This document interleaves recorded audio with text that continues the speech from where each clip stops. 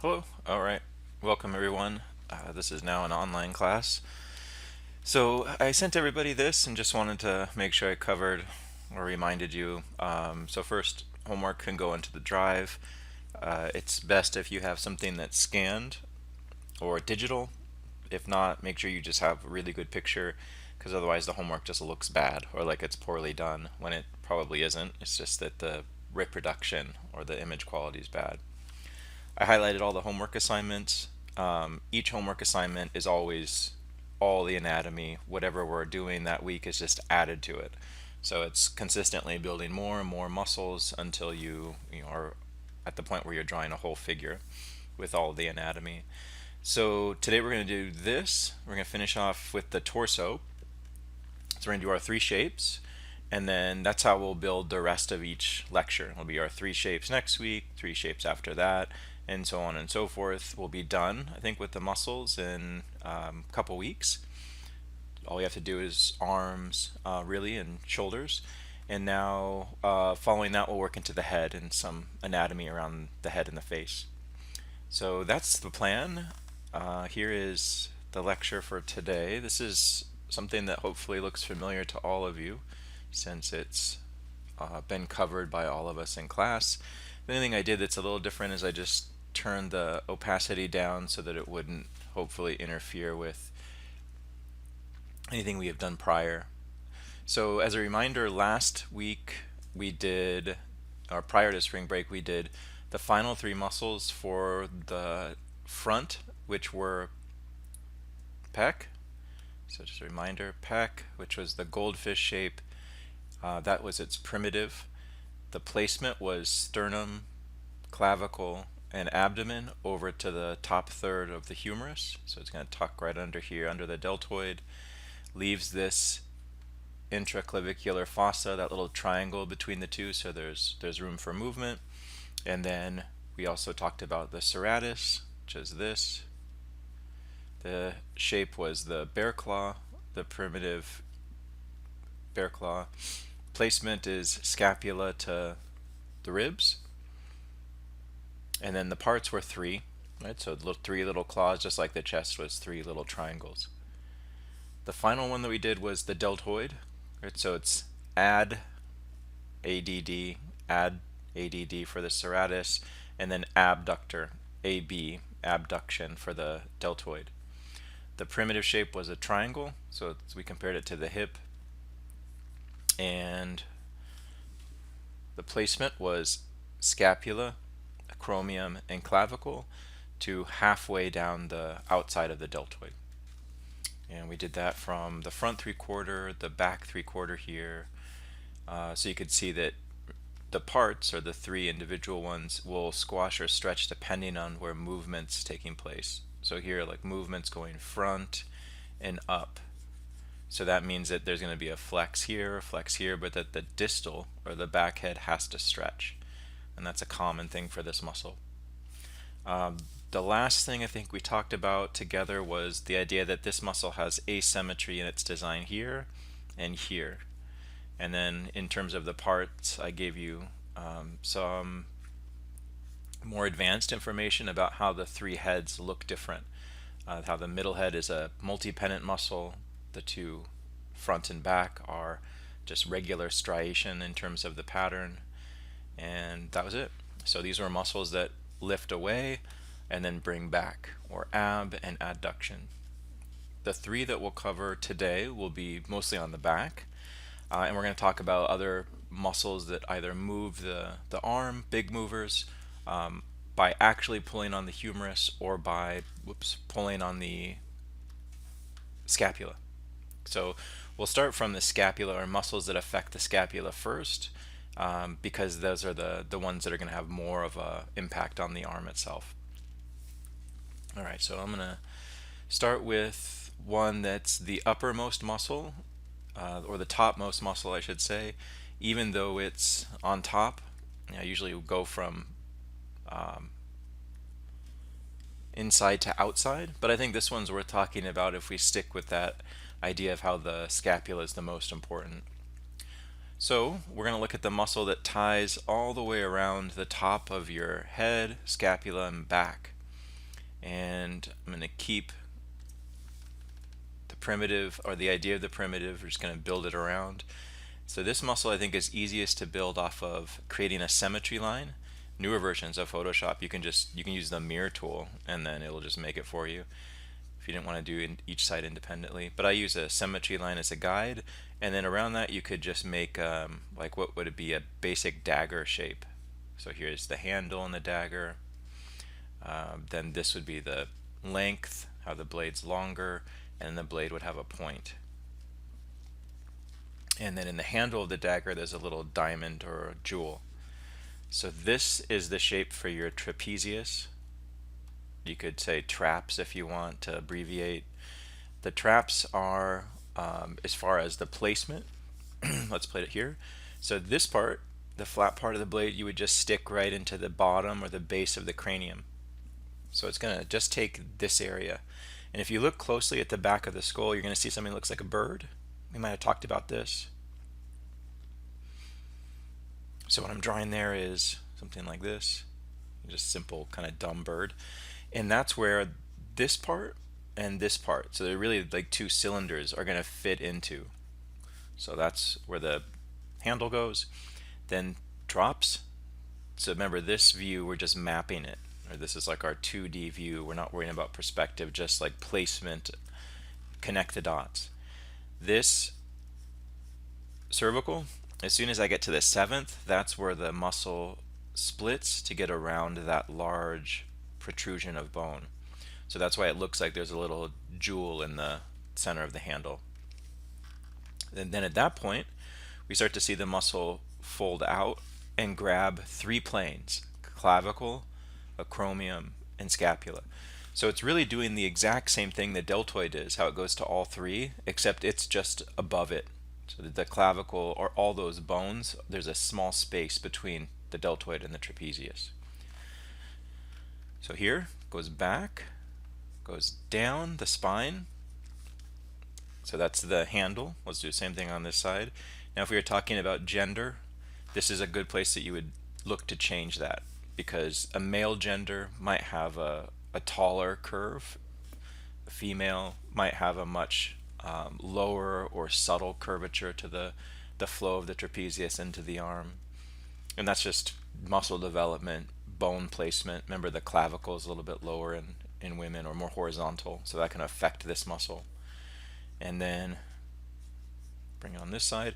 So then at this point, so this is where the muscle is strongest, but you can imagine like the bottom here, of bottom corner of the scapula, or top corner, sorry. That's going to be important in a second. We'll come back to it. Then the blade comes down about 1/3 of the way on the scapula, and then we'll pull down, so like this. And this can vary in people. So some people, this point, so the muscle pulling, can go as far down as the 12th thoracic vertebrae, and on some people it could go to the 4th, so like maybe here. And it's not anything wrong with you if that's the case, it's just difference. People vary here. Okay, so that's our shape, or primitive. This is the basic idea of placement. Then the parts. So here I would think about, again, there's 3 different areas. The first is the top. So the parts in here, if you wanted to divide this up, would be to see the top part here as it moves into the base of the skull is more cylindrical. As it moves down into the shoulder, I think of this more like a ramp or like a door wedge. It has more of a planar quality, and that's important because it maintains the perspective of the top of the shoulder. So think of this like a little wedge. And this is the kind of the most dense part, or the part with the greatest width. And then as soon as it hits here, it just becomes like a spoke wheel design. The muscle thins, and then these are the striations from that corner of the muscle attaching to the scapula pulling to each vertebrae. So those are your 3 kind of design breaks in the muscle. So like that. And this is a helpful reminder because it tells you which paths the trap can pull the scapula. So all these little arrows are directions that it could pull your shoulder blade. It can pull it back, pull it down. Because it attaches shoulder to the head, this area can flex the scapula up. You can shrug your shoulders. You guys could probably do that now, or at least sympathize with what that feels like on the top of your shoulder. And so that would be the parts. So primitive, placement, parts. So let's add it in a few different views. That way you can get a sense of, if this is our two-dimensional map, we can see maybe in a flat or graphic way how that's going to look from the side. And then the back view is going to be a good opportunity to think about how that can take a different gesture. So mapping this to the side, I see a little bit of the back of the head, so I'm always going to wrap. So remember, I'm looking to overlap and wrap the muscles to the existing planes. That's just going to go always with the base of that skull. Here, it's going to start to move away because I'm not seeing much. Here, I'm going to give it the handle. And then where you would end this muscle always ends right above where the deltoid stops. So they share a visual line. They don't ever touch or tie together, but they share a visual line. So that would mean it's a great opportunity to build on the flow, a big S curve between these. Wherever you stop your deltoid, you have to match the trapezius to it. I'm going to do a center. That'll give me the idea it's turning a bit. And then here. So same thing on the back. This would stop exactly above where the deltoid ends on the back. And then here I'll give a little bit of the perspective. This is my wrapping line, so it feels like this form is pulling from the shoulder up into the back of the head.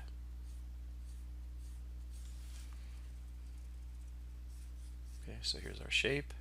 And then I'll color in just the left side on our map for the back view. I'm going to leave the right side just outlined because we're going to add the latissimus under that.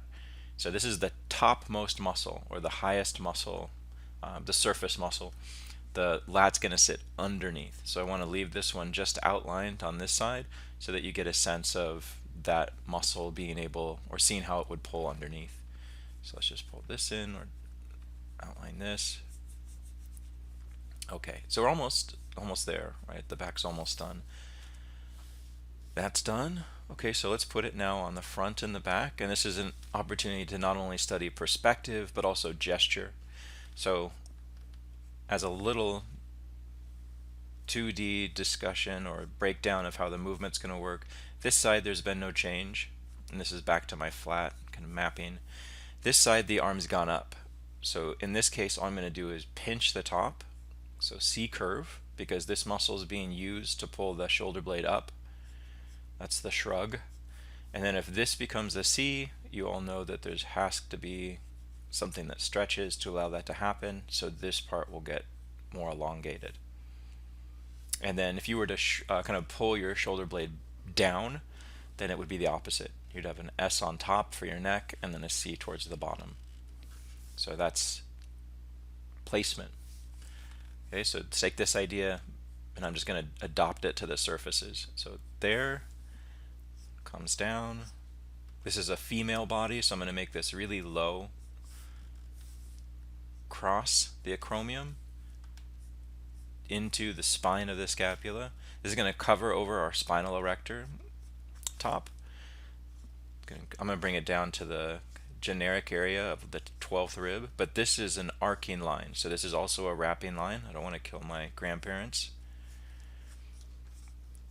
You can run it back up just so I maintain that idea of perspective, split it around this important landmark, and back up to the top. And then on this side I'm going to map it down. Now there's going to be a C curve, but it's really important that when a lot of people will do it like this, and that's bad because it flattens it. It's fine for my mock shape, but here you always want to find the three attachments: clavicle, acromion, spine of the scapula, jumps the edge. Now this is going to be an S curve. As soon as it hits the rib cage, it goes over. So there's our shape. Now let's color it in. And then we'll go through with some darker lines just to pull out, important areas of overlap or form development.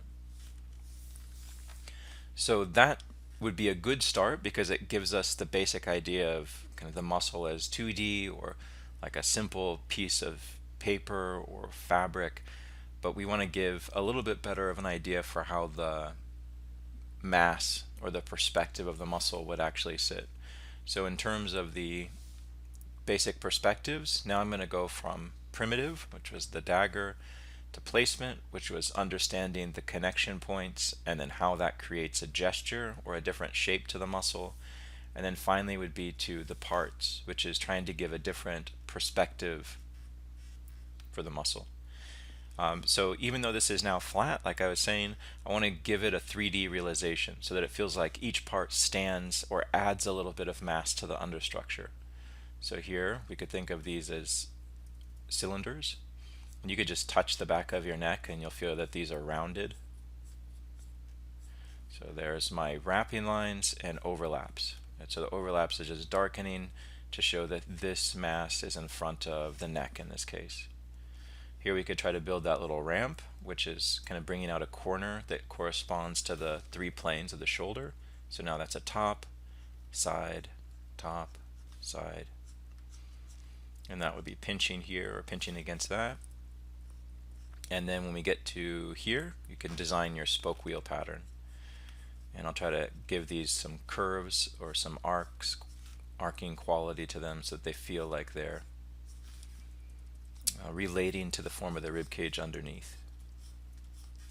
And then all of this is in front. We'll do the same thing over here. These could be cylinders. This is not going to be nearly as pinched, so I'm going to make the ramp feel a little less dramatic. So there it's kind of flowing down into the end of the scapula. And then remember, if I were to do the deltoid would pick up right off that rhythm. Here's the spoke. And then just these are the pathways that this could pull the scapula. One thing that could be helpful if you're confused about how this might look in terms of landmark or you need something more visual, think about how between the medial border, the inside border of each scapula, to the point of this muscle kind of looks like an M. So you could think of the M as a visual cue for where the inside of the scapula and trapezius are. And then if the M gets really thinned or pinched, that would mean the muscle is both scapular pulling together. If the M gets really broad, it would mean the scapular moving around to the front, and the chest or the adductors are working. So here's just a little form, kind of building out some shading so we get a sense of how the muscle is going to sit. Remember, this part's really thin, so in a view like this where the arms abducted and raised, shoulders flexed, we might see bone or evidence of information underneath some parts of the muscle there. And this is a muscle that you'll see on animals. It's much bigger in most animals because it facilitates stability around the shoulder and some of the movement around the scapula. So that is trapezius. The last thing now is just to put it in the front. So we could map it here first. So trapezius in the front gives you triangles. So let's say here's my neck. We didn't do much around the front so far of the neck. So if we're just making pattern, here's your neck. Trapezius will be this much. So it's going to create whatever line you want to make for your shoulder. This is kind of looks more male. If we were to keep it more consistent with the body type of the person that we've set out to draw, it would be more like that. And then it's going to end right where your deltoid would start. So this, and then I would look for the deltoid to start right under.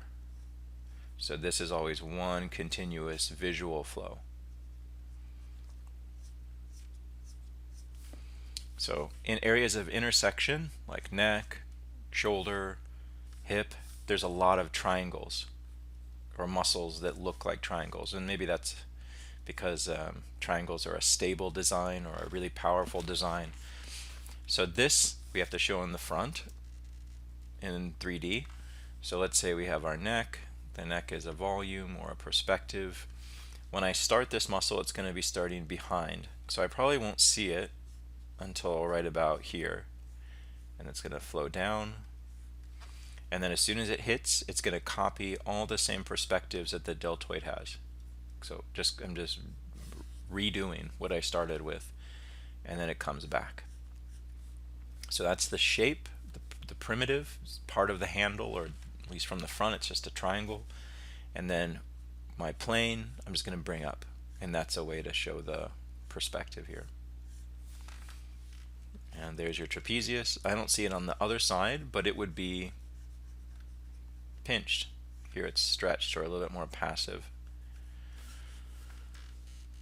And so I'm not going to draw it there because I wouldn't end up seeing it. So that's our trapezius. That's our first of three, and the muscles around the torso. And these are muscles that are going to be doing more to flex, right? Flex the shoulder to start, and then from here, work on the arm more directly. So we did something that would shrug. Now let's do something that's the opposite. And the opposite of shrugging or raising the shoulder would be the adduction, or bringing the shoulder down. And that is created by the latissimus. So same thing. Let's kind of group these together. We started with our trap up here. Let's add another shape, and I'm going to draw this one symmetrically too. So starting from a center line, which is the spine, and then your lat looks like this. So let's make like a wine glass, or like a chalice. Think of it like that. And then on the top corners, you can add little triangles.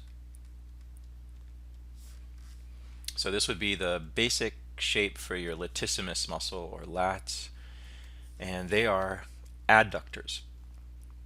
So really big, wide, strong muscles that you'll see people that swim or climb or any athletic activity or sport where it requires a lot of strength to pull your arm down against your body.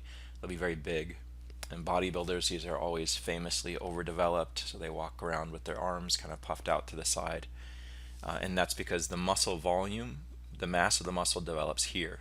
The rest of it's kind of thin, but that's where the mass would develop. So that's the iconic shape, a chalice. The placement, let's map it onto here. So here's just a weak lay-in of the humerus. Okay, so latissimus goes to start the front of your arm. So it's going all the way to the front, about a third of the way down. So remember where you put the chest? Right next to that. From there, it goes over the very bottom corner of the scapula, just barely. Then tucks under the trapezius. Here's a dotted line to show that it's continuing, and then it would meet up with its, the other side. Here, pulls down. You'd have the muscle overlapping itself. So that's the importance of the triangle. The triangle we've seen before in the chest, how it was the goldfish, and the tail of the goldfish was such that, remember, it allowed that muscle to unfold when the arm was raised. Because this is attaching in much the same way, it's also with the same design. So up here you would see fibers going to the very top, overlapping fibers that are high that are connecting to the lower area of its connection point. So it's making that big folding design or folding pattern exactly like your chest. It's really just your chest for the back without a nipple on it. Okay, so once I have my triangle set up, I'm thinking of it spatially to the front. It's going to connect to the back of the ribs, the lower ribs. So it's suspended off the muscle or off the bone, so that means that would be where we would see gesture. And then when it hits the actual ribs, so down in this area, you'll see a connection. And then from there, it's going to flow right in between the empty space that's left on the oblique and the spinal erector. So we have that negative space that's left over here when we worked on our core muscles in the very first week or first lecture when we covered anatomy. There's this empty space. and that's where the muscle ties by way of a tendon. So we're going to see that as something that connects or allows this muscle to grab. Anything that's covering this area is just tendon.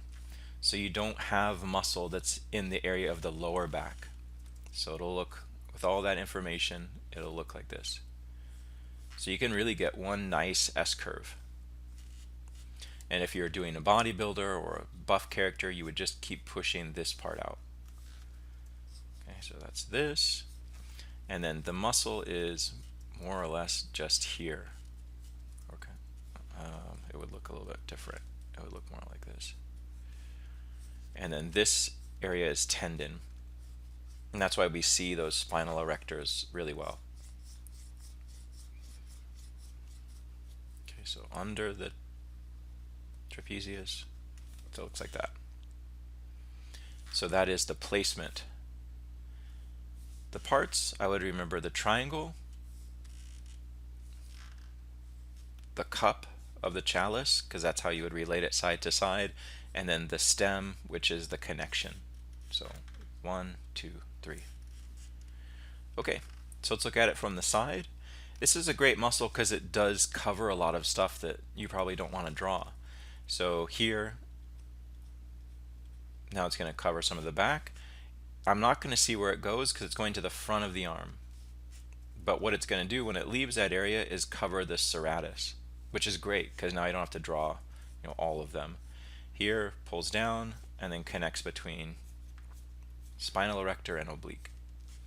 So here's be half the chalice, or chalice in profile, and that's the last little piece that we would need for the back. But really important for bringing your arm down. It's one of the more powerful adductors for your arm. And we don't have anything yet, or we haven't really talked too much about anything that would bring your arm down this way directly. You could think about striation lines if you want. It would just flow from the front of the arm to the spine in a kind of descending pattern, descending way. All right, so we did back in terms of a map, side. Let's do now the back in 3/4, and I'm going to take that same idea and just mold it to fit perspective. But first, let's do a mock little 3D shape. This side is going to be relaxed. Actually I should say active because the arm is down, and then this side would have to be lifted, which means it's going to take on an S curve. So it's going to be thinned and elongated, which means there's a great potential to see ribs underneath there. So this is what I'm thinking in terms of the primitive and the placement, or the iconic shape influenced by the gesture. And now I'm just going to connect dots. So where's the front of the arm? Well, it's over here. So that means this muscle is doing a lot of stretching. So it goes this way. It's going to pull as soon as it hits the corner of the box or the rib cage. It's going to go between the spinal erector and the trap. On this side, this is going to be the tail unfolding. So remember we talked about how the pec does that. This does the same. Comes down, hits the corner, and then starts to flow right into the little space that's made for it. Here, that's going to be tendon, or like a little tendon window. So here's my stretched muscle. And that space that we've left between this and the trap, you want that, because one of the muscles that we'll finish with is going to go there. Bring it over. Now if I see it here, it's going to tuck to the front. So that's going to the front of the arm, under the deltoid. So here I just make a little like crease for your armpit, or a pinch, and then I'm going to bring it down to the same place. And I want to overlap this underneath the trap. Trap's always on top of everything else. So remember we said the importance of triangles to show depressions in the body or empty areas that muscles have left or created, and also muscles that have a great integrity for maintaining transitions. Well, here's a great one. This is a little triangle right between your scapula and trapezius, and there's muscles, or you could think of it as a window. Your rhomboid lives inside there, so that's one thing we would see. Here, it's obviously gotten much larger. right? And the rhomboid would be, you'd be seeing it kind of pulling that way. So here's lat and trap together. If we bring it to the front, it's very possible that you'll see it from this view as well. It would just be the last moment of contour. So going to the front, like right there underneath the shoulder, and then back. So here it's going front of the arm to the back of the body. So this is a female body, which means it's going to be more slight, but on a male you could make it bigger. And it also covers some of the serratus. And then we're done. Now we have the armpit set up, which is what we need to work from to start the study of the arm. And then on this side, where's the front of the arm, it would actually be behind the head because the front's lifted. So that means this also is going to have a really big stretch and then pull behind. So it'd be right, the spacing between this and the chest is what creates your armpit. It's kind of like if you just raise your arm and feel your armpit, the front of your chest defines the opening for the armpit, and then if you feel the back, that's your lat, and the kind of the depression in between is the pit, or the area of the arm that's sunken or that feels more hollow. It's certainly not hollow because there's all muscles in there that are going to be moving to your humerus, but it's a good visual landmark. So here's front of the armpit, back of the armpit, and that's where I'd start to develop the rotary muscles of the arm. And if you wanted to see this from the front, we could just say, remember that there's always a triangle right here. And depending on body type, you might make it bigger or smaller. Okay, so that's the Latissimus dorsi. It's our second of 3. So that just leaves us one more for this week. And this one I think is a crucial muscle to remember because it's often confused as being the lat, and it's not. So the lat is big. I mean, it's a large muscle, but it's only large in one area. It covers a lot, but it's only massive in this area, right in that kind of side of the rib cage. The muscle that people generally mistake it for is called your teres major. And teres major, just remember, it looks like, so teres is spelled like this. Teres is a type of muscle. Major means it's big, and it just looks like a big cigar.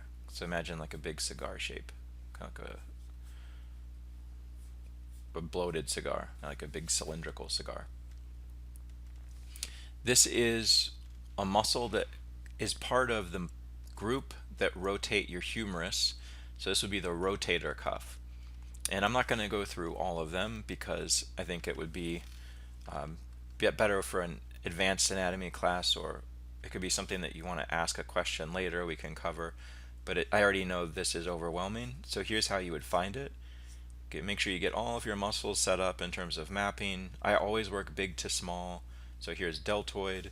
Remember that goes halfway down, lat, third of the way down. So deltoid is going to cover quite a bit of the connection.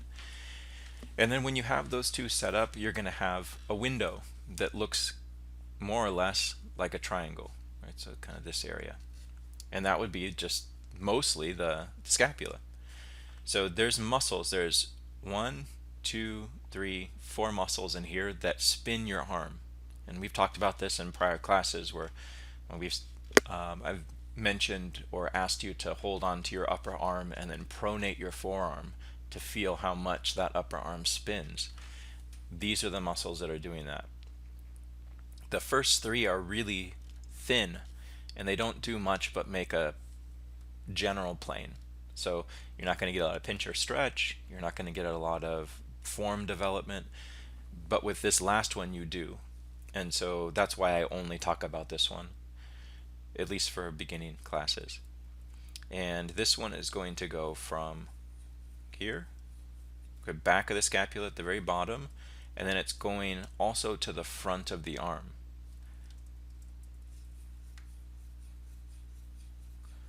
And it's really big. So back of the scapula to the front of the arm means that this can spin the humerus forward, or that's called medial rotation, as opposed to lateral, which is back. see how it's kind of over or near the lat? It is barely, just basically over. This means that people always confuse it as being the lat, and it's clearly not, but it's one of the bigger muscles for the back. Especially on men, you can kind of see what looks like a giant egg there. So it's kind of like the chest equivalent to the back, in that it's I think people think of it as like the hero muscle, where the chest is the hero muscle because it's big and very noticeable. It stands out, and we associate it with kind of heroic body types. The teres major is somewhat similar because of how overstated it can be as a muscle, but the lat only barely touches it. Like they only just butt one another, or they just kind of bump up against one another. But ultimately, the lat goes under and above, right? So it goes higher up. So here our teres major sits on the top of the lat, but the lat goes under and forward.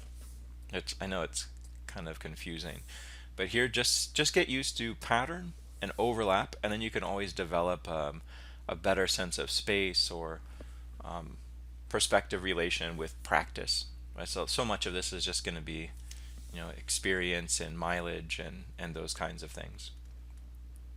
So on this one, remember primitive, basic cigar shape, placement, bottom corner of the scapula, front of the humerus halfway down, and then it doesn't have much in terms of parts, but I would remember its organization. Like I remember the shoulder as having three parts: deltoid, empty space or triangle space, and then the big cigar shape of the teres major. And so for this one, there's not going to be much in the way of pinch or stretch. It's not a muscle that shows off a lot of flexion. And I wouldn't see it too much from the front, right? So I just want you to get basically used to being able to see this last or very kind of final shape here, which is the egg of the teres major. From the front, it would be difficult to see, and from the side, it would be difficult to see. So this is really all you need to do for this one, is just treat it as symbol and get used to seeing it as above and kind of separate from the lat.